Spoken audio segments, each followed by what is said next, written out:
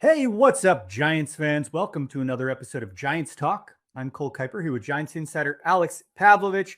The Giants take the series versus the A's, but fumble the sweep at the last second. The bullpen issues with this team? I don't believe that.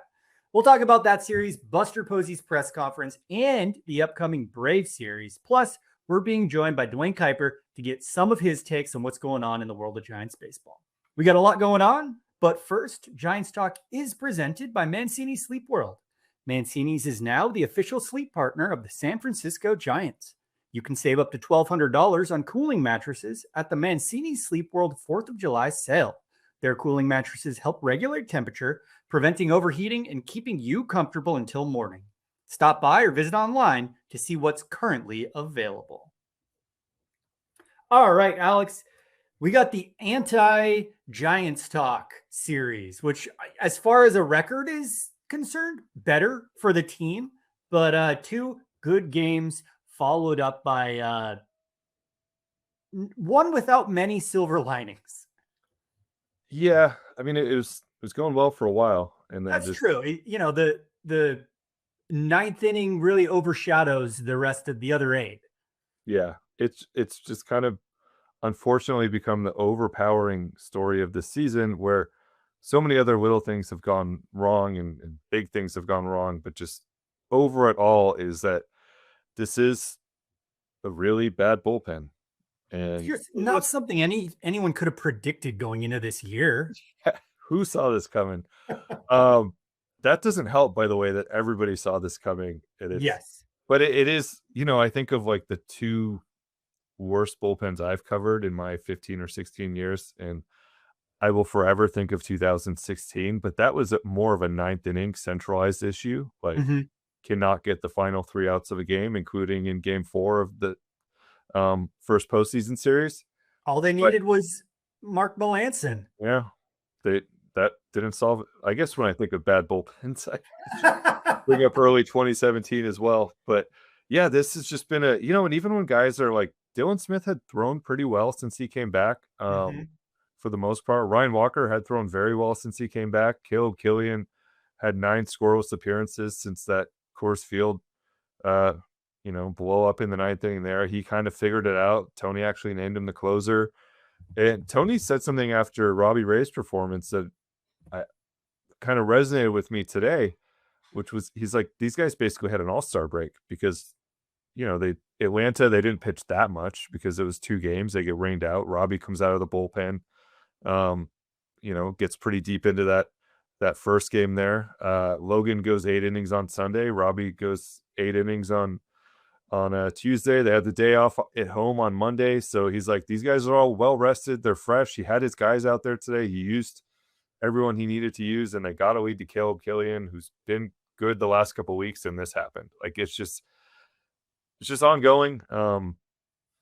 As you said, everybody saw this coming, and it has truly just derailed a season where at multiple points, like today's one of them, where you're just kind of like, can you sweep the series? And then look, you just played well against the Braves. The Braves are in a really bad spot right now. Can you have a 5-1 homestand? Like, maybe in a dream world, can you have a 6-0 homestand and like feel good about yourselves and start to like build some momentum? And it's just impossible because whenever they feel like they have the ball rolling in any way, they have one of these. And it happens quite often. 8th time this year they've led after 6 innings and blown a lead. It takes the wind out of the sails so much. Yep. And like you said, the most frustrating part is that this issue was talked about at length going into the year. So we all saw it coming. Ryan Walker gave up those 2, and then Caleb Killian just got blooped to death. Single, wild pitch, walk, single, pile on started happening. He hadn't given up a run all June, but he's supposed to be the closer. Yeah. It's one of those weird things where I think if you roll this season out 100 times, and it's never gonna be a good bullpen, but there's other universes where like, hey, Caleb Killian he has his bad outing 4 days ago. Like, it's not, he doesn't have it now when you're holding a 1-run lead. So they do have a special ability to kind of, at the worst possible time every single time, view this, but it's been an ongoing issue, and I think really for me, I mean, one thing I wrote today, like I kind of go back to the off season where I had heard in November from Giants people, they're like, we've had the discussions of every resource, whether it's dollars, whether it's trades, whether it's roster spots, needs to go to pitching. And we talked about that here, and it made a ton of sense. And I was like, okay, good. I'm glad you guys realized this. And then, they kind of did it, but they also obviously didn't give Harrison Bader a decent contract. They spent some money on Luis Arias. That's worked out very well, but they didn't totally commit to just pitching. And I think oh, sorry, go on. I'll just say I think the important thing ahead of the trade deadline is like how many arms can you get into this organization, and upper level, like you're not going to be able to trade for a closer. Like that's not, first of all, no one's trading quality relievers this time anyway. People are trying to get good relievers, unless you're like a true rebuilding team and you have a closer you want to send off. But can you get some guys in AA and AAA, like Blade Tidwell types, who we've seen some good things from him, and you can see how it can work for him. They're trying him as a starter right now, but you can see how he can be part of the solution next year in the bullpen if that's the case. Like, how many of those guys can they add over the next 6 weeks? Because we know in the offseason they're going to have to go out and add as well. But I just think when you look back at spring training, and we talked about this at the time, there just weren't enough guys to potentially break through. Yeah. It's painfully clear that we were right at the start of the year. I think all of the other things that went wrong this year that now are kind of fixing themselves. The offense, I guess, being the one that is warming up. Maybe not all the guys we want, but key players are contributing in a way that the Giants are scoring runs. Really overshadowed early on the issues with the bullpen. Yeah. On the bright side, a couple of guys who could very well be on the trade block. We've talked about it here on Giants Talk. Had great weeks. Yeah, I mean, the positive to the series, other than winning 2 out of 3, is I think at a time when things are starting to heat up, and look, we get mailbag questions from people who are like, when are they going to make a move? When are they going to make a move?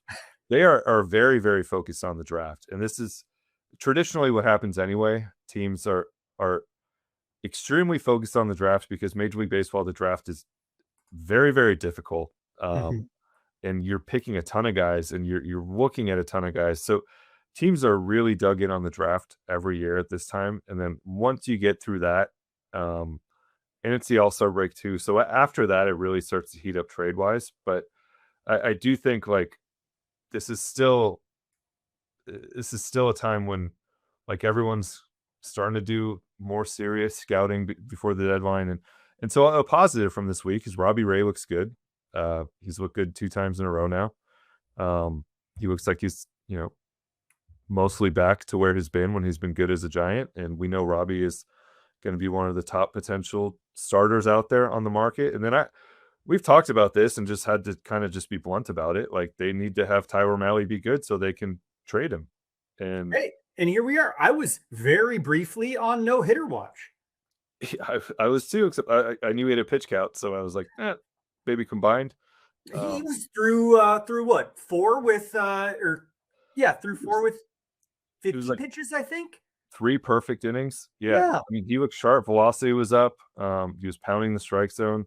He has been a very good big leaguer at times in the past. So if he can get back to that, and again, we're just trying to be realistic about this, he becomes a decent trade chip for him. It's not the way anyone anticipated this going when he signed, but he's on a 1-year deal, and everyone's always looking for pitching. And I thought the most interesting thing that maybe happened in Giants world, other than the obvious over the last few days, was David Peterson gets traded, and he has a 6 ERA. Some of the advanced stuff on him is better, but he gets traded to the Cubs, and it's not a huge return. They get a AA or high A, corner infielder back, a former 2nd-round pick. But it was just a reminder that when it comes to pitching, the bar is very, very low to actually be, someone who is looked at as potentially a big help from other teams. So yeah, I do think they're going to have some guys that can help, and they're going to have to trade those guys. Yeah. Well, if we're also mentioning the trade candidates having a good series, the number 1 trade candidate here on Giants Talk, unfortunately, Luis Arias, caught a foul ball with his foot and has not played since. Not great for trade value, but Alex, we expecting to see him back soon? Yeah, I think he could be back Friday. So Great. he luckily X-rays came back negative, and we've talked about him a lot. We've talked about the need there to just make that move. I will say MLB Trade Rumors put out like a top 30, 35 list. He was number 2 behind Skubal in terms of trade chips available. And you know, guys get traded that you never imagine, but it's Skubal, Arias, Peralta at the top. So like he's going to have a lot of suitors at the deadline. So it's important for him to be healthy. All right. Does that mean we're on emergency podcast watch from here until the end of July, or can I relax for a few weeks? I'll let you relax for like another week, but Evers got traded June 15th. So, I know. That's why I'm panicking. Yeah, I think everyone was at the draft combine this week, which alternately they were busy with that, but also they're all in one place. So maybe some conversations were had. Yeah, there we go. Other teams, but yeah, we're getting close to that time. Yeah. All right. Let's give a little bit of love to game 2 of the series, which was another, as bad as the ending to Thursday's game was. Wednesday's game was just an all-timer for Giants fans. The stadium was going insane. Victor Barracoto having his absolute welcome to the big leagues moment. Yeah, just an absolute rocket. The craziest part about that is he hit another home run Thursday with the exact same exit velocity in the exact same projected distance, which I don't think I've ever even seen 2 homers that had like the same distance or exit velocity in that similar time frame. To have 2 in like 16 hours that were the exact same on both is insane. But really impressive couple days for Victor. Shows off the arm as well. You know, I thought just had good at bats. And this is a guy who hadn't played in 2 weeks. And we talked about how on the last podcast, I think, how unfair it was that he had not played and they threw him out there in the 8th inning of a game and said, you know, go and try to tie it against a guy throwing like Frisbee sliders. He's just like atrophying. Yeah. But to his credit, he put the work in and he was doing early work every day and he stayed sharp. And I'm fascinated by what comes next, because if you would ask me on Wednesday morning, like what's the next roster move, it would be Elliot Ramos returns and Victor Barracoto goes back to AAA, because he that just doesn't seem viable now. Yeah, he's 24 years old. He wasn't playing. He needs to play every day. We've seen there's like a really impressive tool set there. So it's like, get this guy more reps. But now you also look at it and go, he's just had like the best 48 hours. There's been some other stretches, but like a really impressive 48 hours for a young guy. And we've seen a lot from him. And like, now what do they do? Because if Arias is back on Friday and Casey Schmidt goes back to the outfield and Elliot Ramos is ready, like, I don't know that you want to send Jonah Cox out either, because he's pretty valuable as a speed guy, even though he's not playing. So yeah, it's a really interesting decision they have to make, and potentially like a really tough one where, yeah, I don't know what they're going to do with this one. It seemed easy 2 days ago, but I think it was impressive with the skill set. And also, you know, we should mention Victor's going through a lot.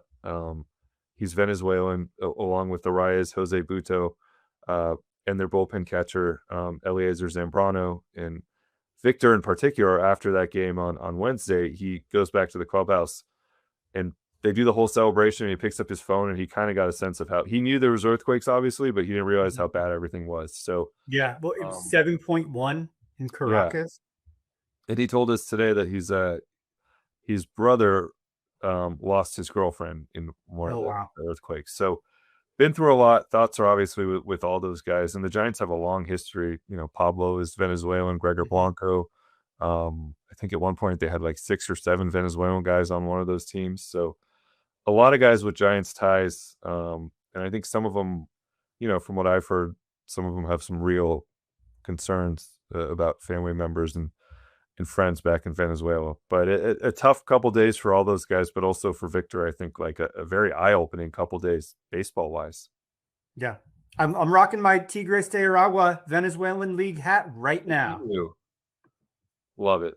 Love it. Well, I mean, now I feel weird celebrating the rest of the stuff that went on at the end of Yeah. that game. But to recap it, at the very least, it was more than just a bat. Barracoto had that awesome throw, just an absolute laser to catch the runner at home after the Giants had an error pass ball to get to the outfield. Beyond that, Jung-Hoo Lee, incredible catch in the corner for a guy who I would not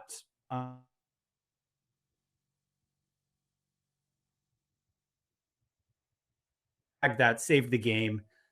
Devers gets his home run in the midst of, I guess, a controversy. He's certainly a discussion topic right now. Yes. For his bobblehead. Just seemed like all the boxes got checked.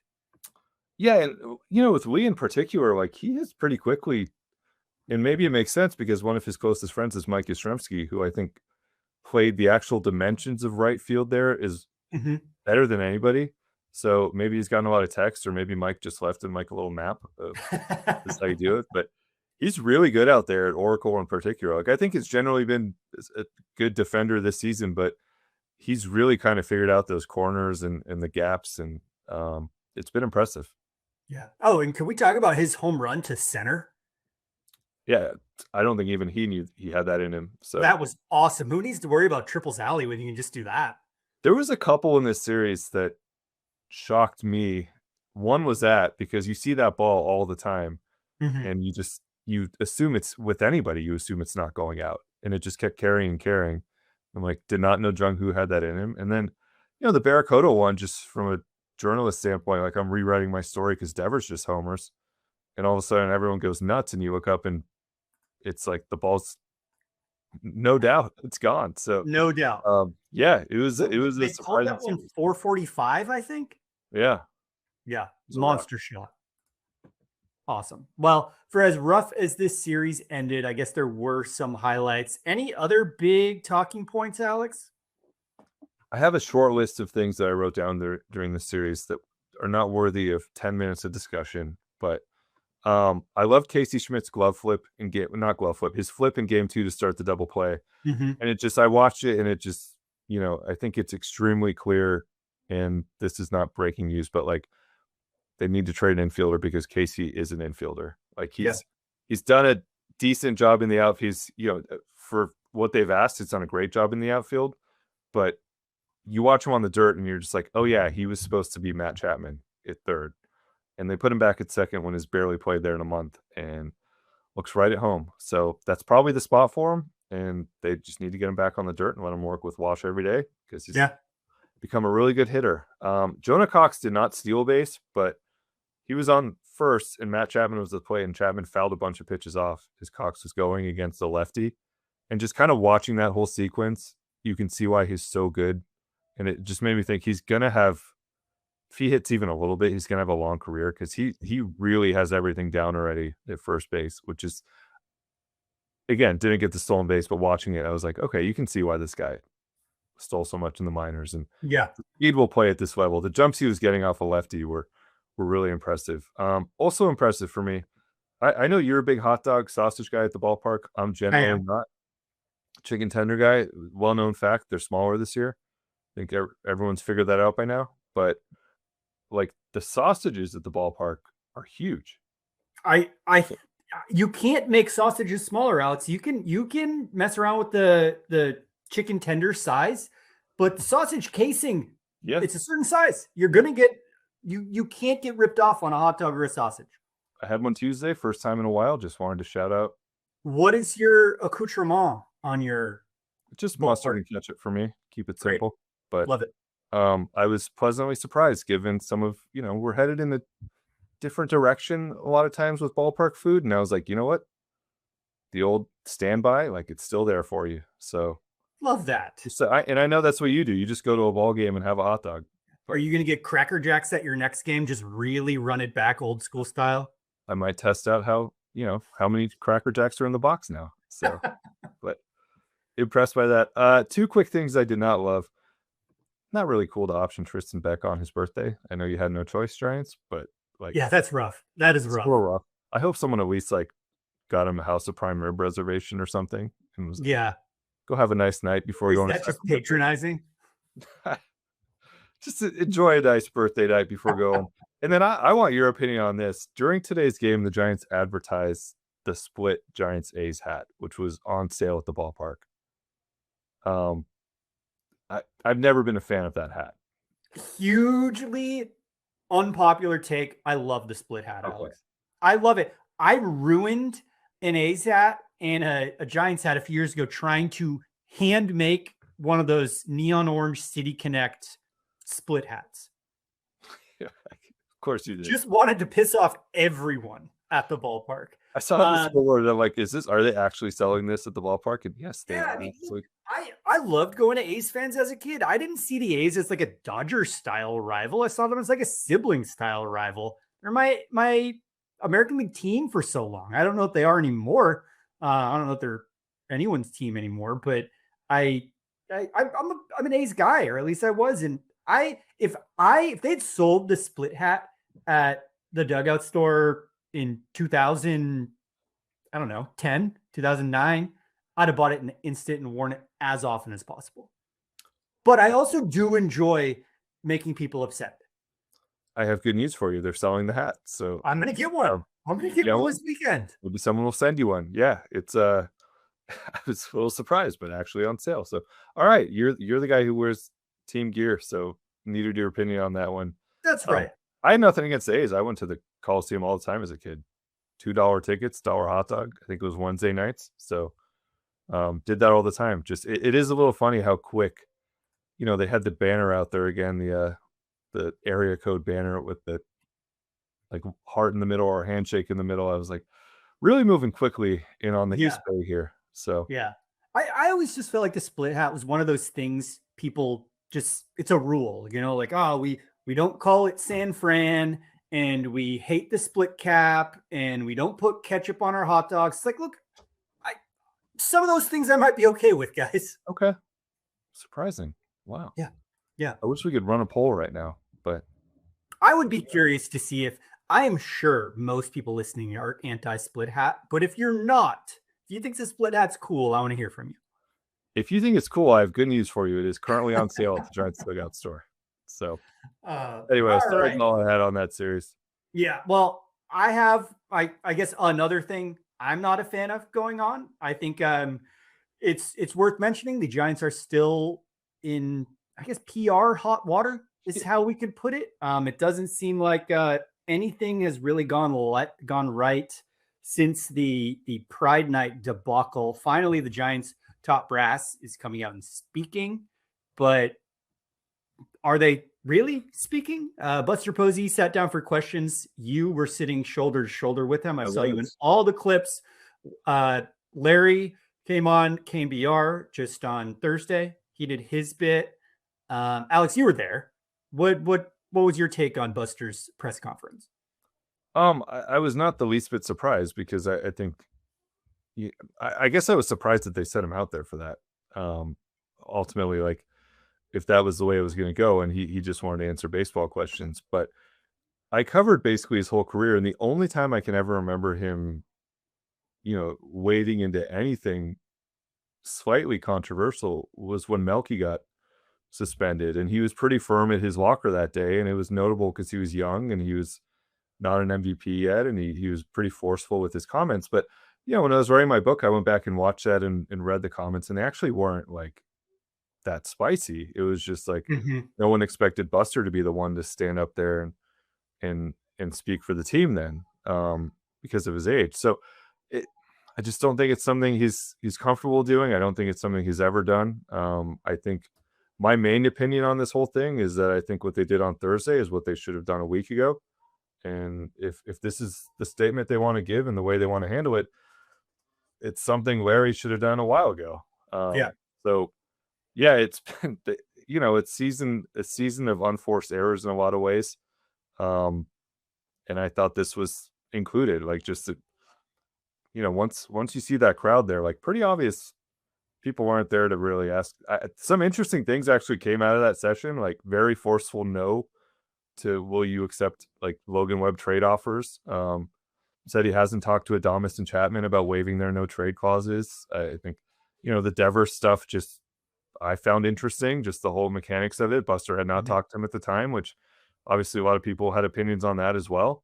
But yeah, when you see a bunch of local news cameras there, like this is a direction this is heading, and was not handled well, and it just kind of continues a story that I think they probably could have like put the fire out a long time ago.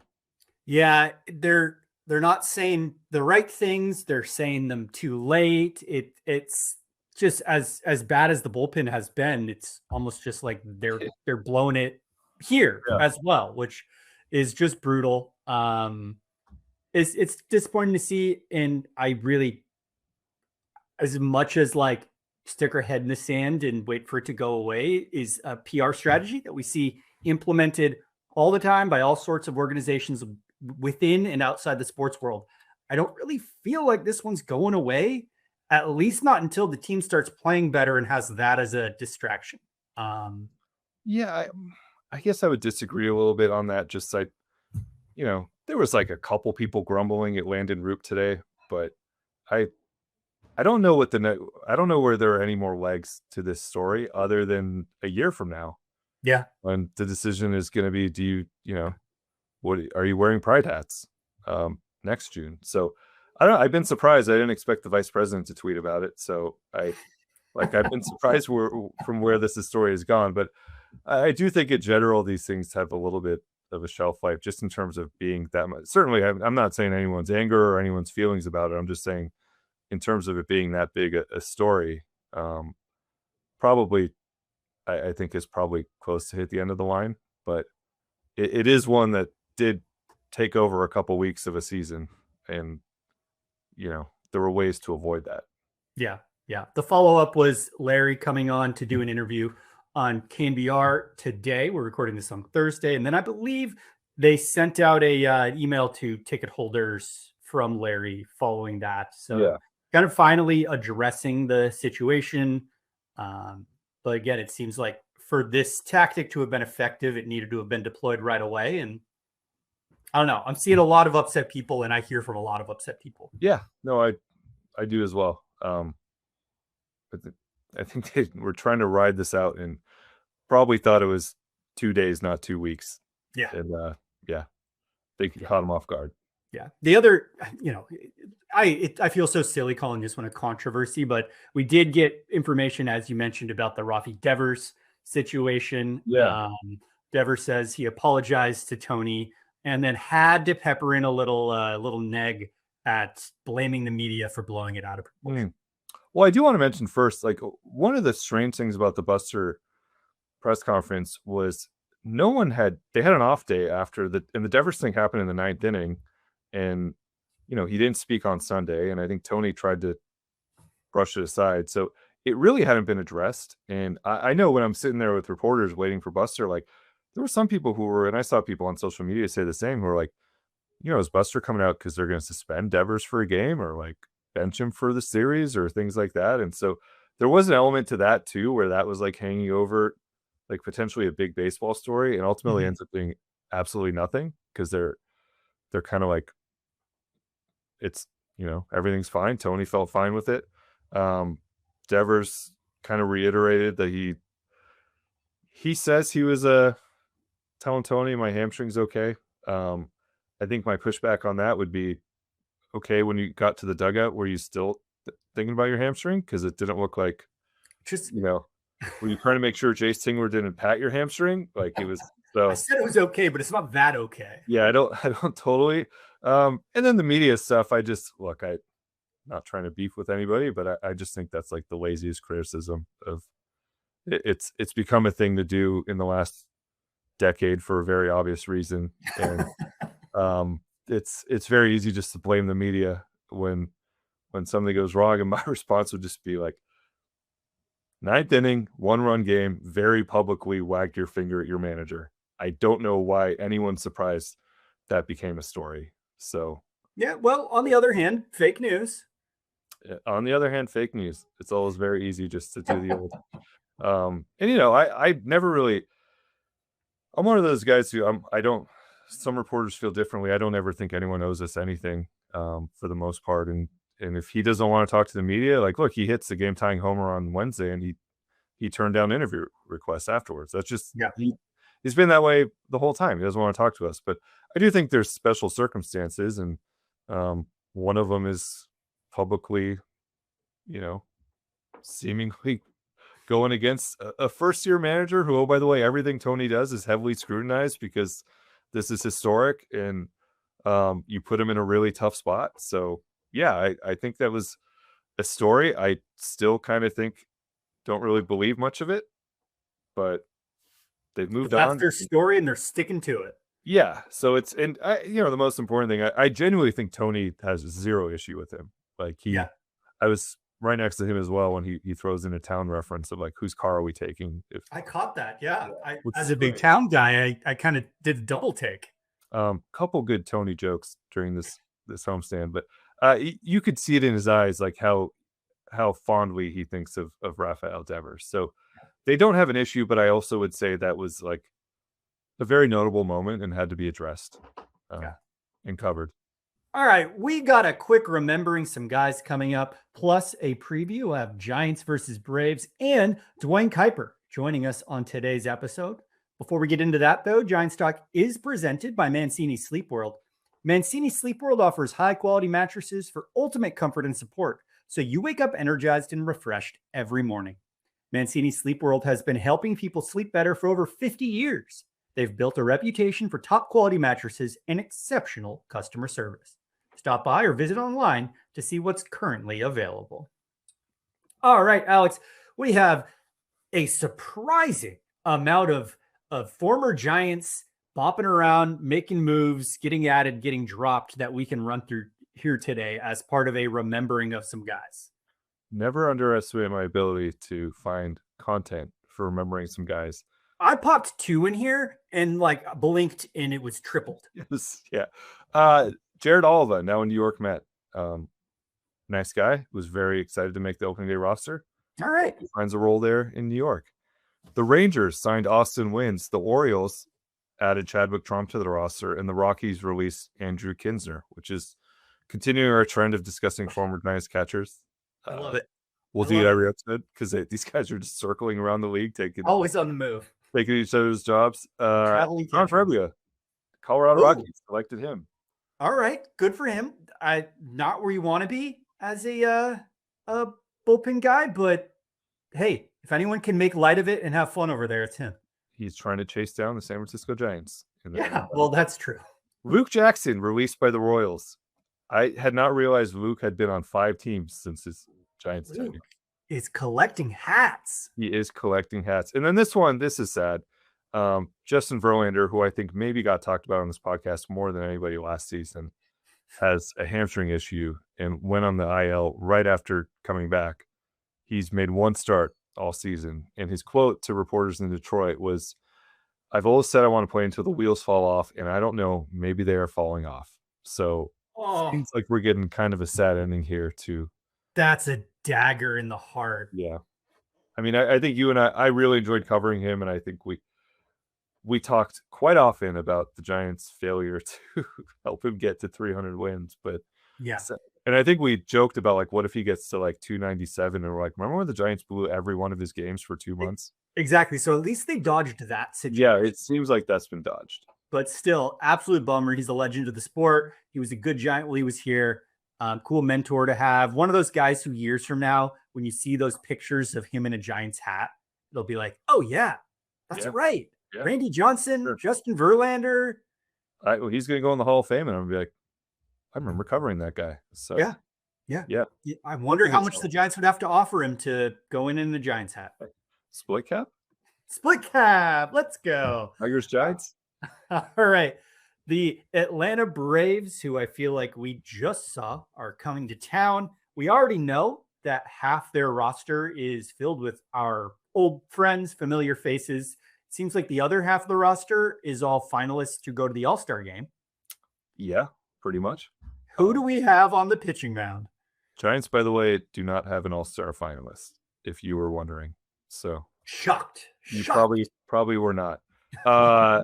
Yeah, we saw the Braves a week ago. Since then, they have traded for Joey Bart, who hit a home run in San Diego. So one more old friend in Atlanta. It is Reynaldo Lopez versus Trevor McDonald, Bryce Elder versus Logan Webb, and then Chris Sale versus Robbie Ray. So we didn't get a look at Bryce Elder last time, but that's Yeah. going to be fun when we get that matchup of Bryce Elder, Bryce Eldridge.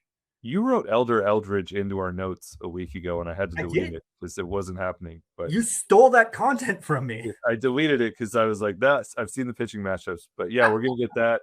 And then Chris Sale on. So the Giants are. It's gonna be tougher than it was a week ago. Yeah. Since then though, the Braves did get swept by the Padres. They got bumped down from best record in the National League in Major League Baseball to third best in the National League in Major League Baseball. That is a little bit of shade I'm throwing towards the American League. Tighten it up, guys. And then for those attending this weekend, we have Rafi Devers bobblehead day on Saturday, and they're giving away a camo shirt on Sunday. I can't imagine those lines will be as long as Hello Kitty, but bobbleheads are always popular, so get there early. Truly incredible timing. So. It really is. He gets himself back in good graces with a comeback home run. It's incredible. It's good timing. Yeah, it'll be. And look, the weather during the A's games was unbelievable. So honestly, one of the main reasons I might not go this weekend is because I'm already sunburned because the weather's been so good. Yeah. So if you see me in the bleachers, I'm going to be in one of those big straw hats covering up as much as I can. Yeah, I think it's going to be a crowded weekend. I think they drew 40,000, 37, and then 33 the last 3 games. And probably a lot of people from Sacramento coming down to see Doobie. So there we go. Well, it'll be fun. I always like seeing old friends, and there's 17 of them over there. All right, we've got Dwayne Kuiper joining us on today's episode of Giants Talk. We haven't checked in with him in a while. Let's get a look inside the brain of Dwayne Kuiper to see what he thinks of what's going on in the 2026 Giants. All right, we are thrilled on today's episode to be joined by the one and only Dwayne Kuiper. We talked about getting you on after the Giants were ahead in this A's series. I was hoping we could get you after a sweep since we tend to end up with you in rough spots. And this does feel like a rough part in a Giants season right now. So up in the broadcast booth, when we get to a point in the season like this, does that impact the way you go about calling a game? Well, first of all, if the Giants lose the game on Tuesday and then they win the next 2, we have a whole different attitude on what we're doing tonight. The order of operations matters a lot. I mean, the whole order of how you win and how you lose, and then how you have the lead, and it looks like you're going to sweep the A's. And but as far as what we do broadcast-wise, I really believe that unless you're involved in a 12-game losing streak, you pretty much, at least Mike and I, when we're together, it's not just another game, but it's just another game. Yeah. And we have to treat it like that, because otherwise, you have to be careful where you were in, and we've been caught a few times where at the end of the year, you're involved in a pennant race and you say, this is a must win. Well, if you don't win, now what are you going to say? Yeah. I guess the next day you got to say it's a must win. So we don't get involved in those must win situations, but we do definitely clarify the fact that it's a big, important game. And right now, every game is important, and every game is big because, what we're all hoping for is not to take 2 out of 3 from a team, but to win 3, now take 2 out of 3, and all of a sudden you've got some momentum where you can inch back to that 500 mark, which 500 is average, but at this point, we'd be really happy to be average. Yeah. You've been in the booth for quite a while, but you played for a decade plus. I'm sure you had some rough patches in the dugout or on the field with some of those teams you were on the Giants and in Cleveland. Is there a season that stands out to you when you were in the dugout? Like, oof, this is a tough one. Yeah. Well, remember in '85, we lost 100 games. Got to do it. And, that was the year that coming out of spring training, they're going to release me. And I needed 30 days for 10 years. And talked to Tom Haller and Bob Lurie, and Jim Davenport was the manager. So they put me on the DL to start out the season for 30 days. So I got my 10 years in. But then the night of the anniversary for me, my 10 years, they traded Johnny LeMaster to Cleveland, and they activated me. All I've been doing is throwing batting practice. And they gave Johnny LeMaster my ticket to Cleveland. We were in Pittsburgh. Hey, I remember Jim Davenport said, "Hey, Copper, give your ticket to LeMaster. We're going to activate you." And I said, "Are you going to activate me? What are you doing?" Right? So anyway, I was really lucky. I got another 2 months, to be in the major leagues. But losing 100 games is not fun. Yeah. And if you really talk to Mike about it, it was a team that was pretty talented, but they just didn't hit at all. At all. I mean, Jim Davenport would call a meeting and he'd say, "We're going to hit," and we never hit. And consequently, it was a 100-loss season. But, you have to watch to see what guys hang in there during a 100-loss season and what guys, jump the ship. And the ones that hang in there are the ones that you want to be teammates with for a long time. And there was a bunch of guys on that team that hung in there, and they had a chance to be involved in the rebound of 76, 70, or 86, 87. They go to the playoffs.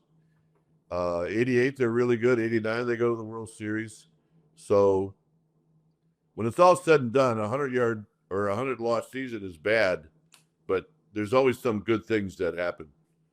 Dwayne, you mentioned 10 years, and I think a lot of people don't realize how important that is. Like, there's clubhouse celebrations. Like the Players Association now mentions everyone who gets to 10 years on social media. I know there's like pension stuff and healthcare stuff, but isn't there also like a card that you can go to every game? Not that you need it, but our show works like that when you reach the 10 years. I think it's 8 for the card. And then for the 10, it's how you max out on your pension. And look, that's important. I mean, at the time, it's never important because you're in your 30s or maybe your early 40s, and you don't think about pensions.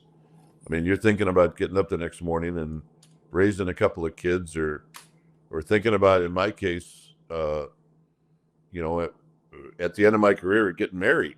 But 10 years is important, but 8 years, and I still have the card. It's called a gold card. Yeah. And it allows you to go to any game in, assuming that there are tickets available. I mean, you're allowed to go to any game anywhere. And I talked to a lot of guys, and I've heard a lot of guys talk about it. They're super proud to have the card, but yet I don't think they've ever used it, or maybe even know how to use it for that. I've never talked to anyone who has actually used it. So I know. Yeah, I'd love to know what even like an usher or ticket taker at Oracle Park would do with presented with a card. Yeah. Well, yeah, I mean, I think what you'd have to do is call Russ Stanley and say, "Look, I got this card," and he'd say, "Never mind the card. If you're a former Giant, you can sit wherever you want." I got tickets for you. I was thinking about your past career as a second baseman. Cole and I were talking about a play in the series where Chapman stepped on Zach Geloff's hand, and I think Chapman sent him a bottle of wine. It sounds like it is a little bit of like I'm sorry about that, even though it's just a weird play all around. It is a former infielder. Did you get a little squeamish just thinking about that and your days of maybe getting stepped on? If you and I were together, Alex, and the sun was out, and I put both of my hands out for you to see, you would see that I have nicks and little scars all over both the back of my hands. Nothing as bad as what happened with Geloff, and there wasn't anything Chapman could do. Geloff, for whatever reason, threw his glove down there, and then I don't know, he got a little bit off balance, and all of a sudden his bare hand is right in front of the bag. And that's when Chapman stepped on it. I mean, he stepped on it hard. I was shocked that there wasn't any broken bones, and I'm really glad because he's a good kid and he's a good player. And, look, Chapman, a former A, good for him, but he didn't do anything wrong. I mean, if there wasn't anything he could do to avoid that, but your hands are, if you're going to play the middle infield spot and play it well, you're going to get nicked up with your hands, and especially nowadays where you have to apply the tag. There's no such thing as the phantom tag, because of replay. I mean, we did have the phantom tag, but nevertheless, you still got caught with spikes coming in. I got stepped on just like that in AAA, where they cut a tendon in my right hand, and it was on a Friday night. And I remember I went to the hospital and they stitched it up. And that night, our AAA manager got a call from Cleveland saying that Jack Brohammer, the second baseman, got hurt. They needed me to come up. If our AAA manager would have told him that I got hurt, who knows what would have happened. I showed up with stitches in my hand, and, they were like, what the heck? What's going on? But I was still able to play, and I played really well. But I'll never ever, forget the fact that that I had a guy that he knew how important it was to get to the big leagues, and he didn't say anything. His last name was Davis. I can't think of his first name, but he was a massive old timer in AAA, and you know what? I'll always love him for it. All right. It's been a tough time for the Giants, but I think a bright spot recently, not the last few days, but the last month or so, has been Bryce Eldridge. I know you're on the field a lot now. He's a talkative guy. I'm sure you've gotten to chat with him a little bit, but watching him, talking to him, kind of hearing the confidence, does he remind you of anybody? Does anything stood out to you other than like the obvious, just being around him the last few weeks? Well, not personality-wise, but at bat, player-wise, he's a lot like Belt with his knowledge of the strike zone and how tall and lanky he is. And I don't know if he'll ever be as good defensively as Belt, but he's not bad over there at first. I mean, he's really worked at it. As far as his personality, he's probably more like Joe Panic than Willie Adames. Kind of a quiet guy, but really confident, always friendly. And I always thought, that was the beauty of Joe, who, was really just a terrific guy. The other thing about Eldridge is he wants to be the face of the franchise. He does. And that's a big, big responsibility. So, let's watch him progress like he is, and we'll see where this goes in the next 4 or 5 years, but he ain't going anywhere, folks. He's going to be in that lineup every day for a long time. Dwayne, I'll finish with this. It's been an interesting few weeks for Buster Posey. I think for the first time, maybe since he was drafted, doesn't have 100% approval rating with Giants fans. I know, I've known him for a long time. I think what I've seen from him the last few days is I think other than everything going on off the field, the losing, I think he's wearing it quite a bit. You've known Buster for a long time as well and are close to him. What do you think of just, the way he's taking all of this and what's going on the field, but also off the field? Yeah, I think he's taking it super hard. And, look, when he stopped playing, I know the visions that he had as far as what he was going to do with his family, golf, hunt, travel, be with his family. And then all of a sudden he gets this massive desire to really try to help flip this organization into something that he would like to see more like how Brian Sabian did things. And I mean, he's wearing this. This has been really tough on him. And I'm actually almost afraid to call his wife, Kristen, and say, how's he doing? Because, I mean, if you look at him, he's like aging like a president. I mean, he is. I mean, you look at the presidents from year 1 to the year 4, all of a sudden there's a lot of gray hair involved. So I know that he's taken this very, very, very tough. And one of the things that makes it really tough is when he was a player, he could do something about it, because he'd have 4 at-bats and he was behind the plate calling every pitch. He can't do that. Now he's a spectator, and he has to rely on the people he chose to do the things that he wants them to do. I have a ton of faith in him, and I'm just hoping that it turns around so that things are a little bit easier for him, because I don't like to see people mad at Buster Posey. For whatever reason, in my mind, that's almost sacrilegious, but it's baseball, and you're going to have people out there that are going to wish bad things, and I just don't want that to happen to him. Strange times here. Well, I will say, you always joke about us calling you after bad losses. Cole did text me before this game, and the Giants were 2-0 in the series, so he was optimistic, and then this happened. But thank you for joining us. Well, the 9th innings have sucked. So I'm not surprised at all that this happened. But, and look, even if you say, well, they took 2 out of 3, you know what?